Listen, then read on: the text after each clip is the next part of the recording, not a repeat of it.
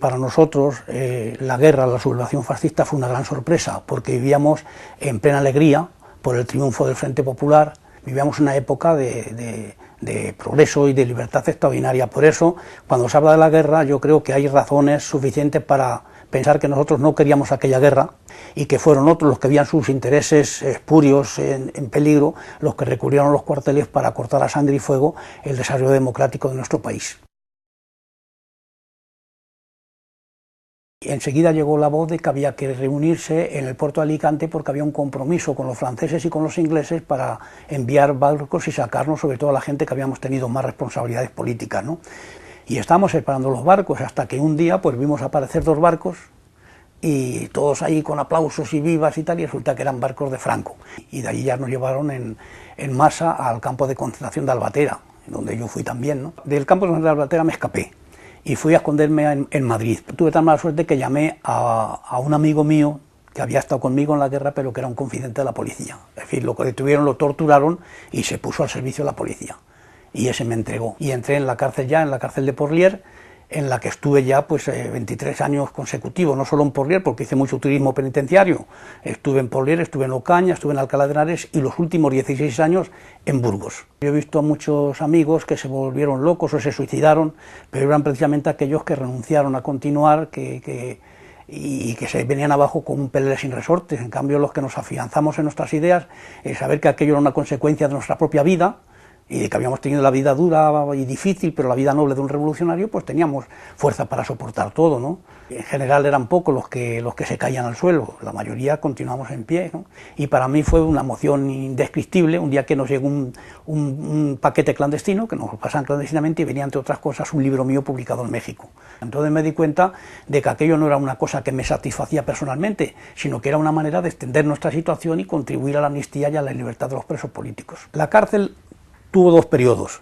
Los primeros años fue sobrevivir, era la sobrevivencia, y nos comíamos hasta la hierba que nacía entre las ranuras de las piedras, ¿no? Pero luego ya a partir de ahí nosotros nos tomamos muchas posiciones en la cárcel y las cárceles las convertimos en universidades, en verdaderas universidades. Y luego después, cuando salí en libertad, como mi nombre ya era conocido en el mundo, mis poemas pues también fue para mí muy interesante, porque nada más llegar a París, yo fundé en París un centro que se llamaba Centro de Información y Sociedad con España, que lo presidía Pablo Picasso, y desde allí coordinamos toda la solidaridad internacional con los presos y por los derechos humanos y por la libertad de España. Y recorrí prácticamente todo el mundo, ¿no? Llevando ese mensaje. O sea, quiero decir que para mí, a pesar de los años de cárcel, pues luego ha sido todo muy gratificante, porque había muchas veces que un preso salía en libertad y salía sin saber dónde ir, sin profesión, sin nada, y para la libertad muchas veces era más difícil para él que la prisión en ese sentido. Y recorrí el mundo completamente hasta que ya en el año 76 pude volver a España, porque me presentaba candidato por Burgos, no porque sea de Burgos, porque yo soy salmantino, sino porque era un símbolo de los miles de presos que habían pasado por aquel penal. Pues el momento más duro, claro, es cuando estás condenado a muerte, ¿no? Porque cada noche se van un grupo de compañeros para ser fusilados, ¿no?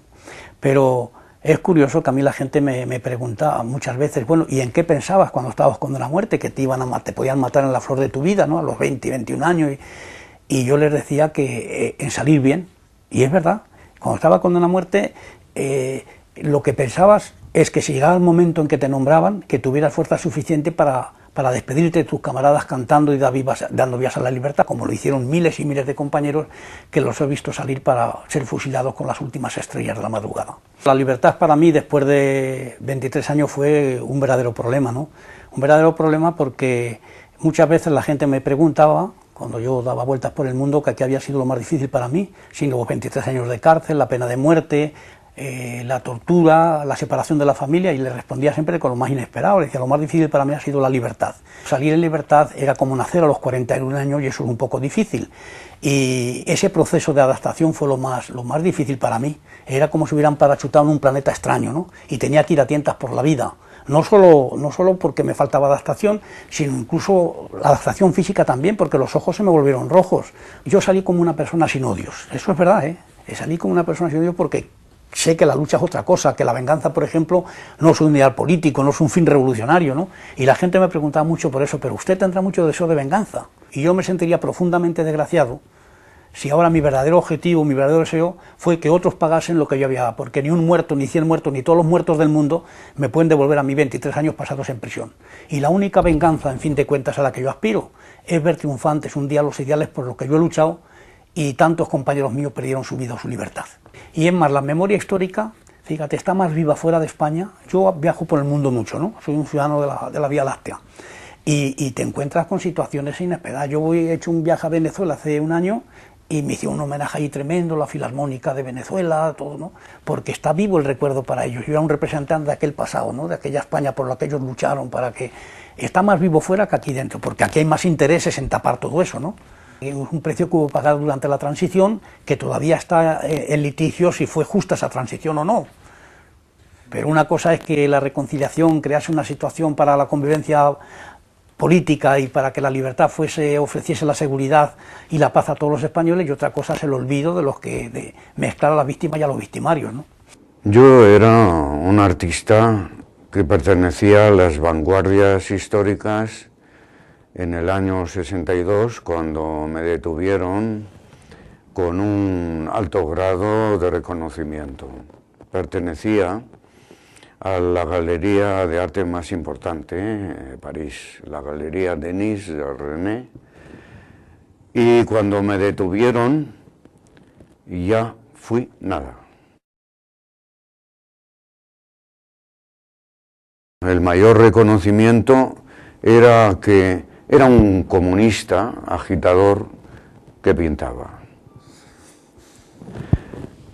Me pasaron a la clandestinidad como profesional. Y cuando salí de la cárcel, yo ya no estaba en condiciones de promocionarme internacionalmente.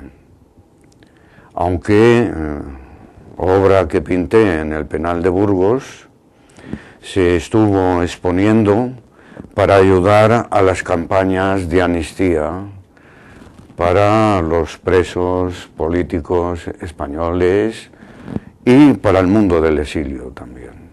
Yo lo que creo es que es muy dramática la situación de trato que ha dado el conjunto de la sociedad española, no solo a los que perdieron la guerra, no. Después hay una etapa en que no queremos ni vencidos ni vencedores, que seguimos luchando pacíficamente contra el franquismo, pero en la búsqueda de una salida pacífica, de reconciliación nacional, que permitiese construir tanto a los vencidos como a los vencedores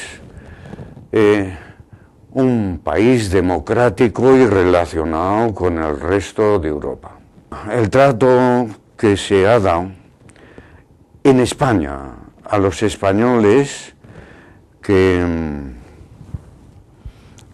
hicieron todo este trabajo de no pretender que continuasen los odios, las divisiones entre unos y otros, no ha sido valorado suficientemente en ningún momento. La transición pacífica fue posible gracias a los enormes sacrificios de la gente que en el periodo franquista, al final, eran las únicas fuerzas organizadas, el PC, nada más, no había más fuerzas políticas organizadas bregando aquí por esa búsqueda de la salida. Pienso que la juventud no ha recibido desde los medios de educación una memoria histórica de esas realidades que nosotros mismos nos encargamos de presentarlas en el intento de que no hubiera una conciencia de revancha ante esa situación, y quizás para limar muchas dificultades de entendimiento político entre diferentes fuerzas, de izquierda, de derecha, pues se hizo el esfuerzo de de frenar el conocimiento de la etapa franquista. Hay cicatrices que no se curan, que van a estar abiertas para siempre, pero que no van a tener la virtud de transformarse en una conciencia de revancha. Esas cicatrices forman parte de la historia más negra que ha producido este país, con muchos muertos, con muchas tragedias, y si debe de servir a algo es para que no caigamos en esas tentaciones, que sí, que están presentes siempre. Viví bien en todas las represiones, porque yo soy el que pregona que siempre hay que tener la alegría interna para seguir luchando.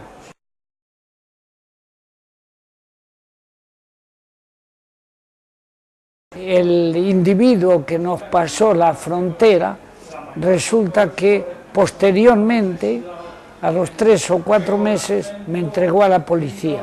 Me citó en un lugar, estaba la policía, me detuvieron y en aquel entonces era la cárcel donde te daban palos y te medio asfixiaban y te pegaban, era en la Puerta del Sol de Madrid. Que el juez Aymar nos decía: con ustedes quisiera ser confidente, policía, juez, fiscal y piquete de ejecución. Así que diga lo que quiera porque lo vamos a matar. Yo pienso que desde el punto de vista fascista fue un error que nos convocaran a los que ellos les parecía que éramos más peligrosos, porque todos esos peligrosos juntos, sin excepción, fuimos los que montamos la solidaridad, la comunicación con el exterior, en la cual yo llevé, desde que entré hasta que salí, la información. Estamos tirando siempre con el concepto de la lucha. Por la noche se daban clases de las noticias, era el momento donde no estaban muchos guardianes y paseaba la gente así, con intención, y acá en el fondo estábamos sentados en el suelo recibiendo las noticias del día que teníamos clandestinamente. El contacto con el exterior fue importante, al punto de que hubo un momento que creían que nosotros teníamos una radio y que a través de esa radio nos comunicamos, cuando no había nada de eso. Era pura y simplemente fórmulas que habíamos mandado nosotros, donde dábamos las novedades y donde participaba gente con la cual enlazábamos. Los mensajes que habíamos mandado era, primero, una lista de cosas que decían, ¿cómo te voy a decir? Me dice Pepe que te manda 5 abrazos y un beso.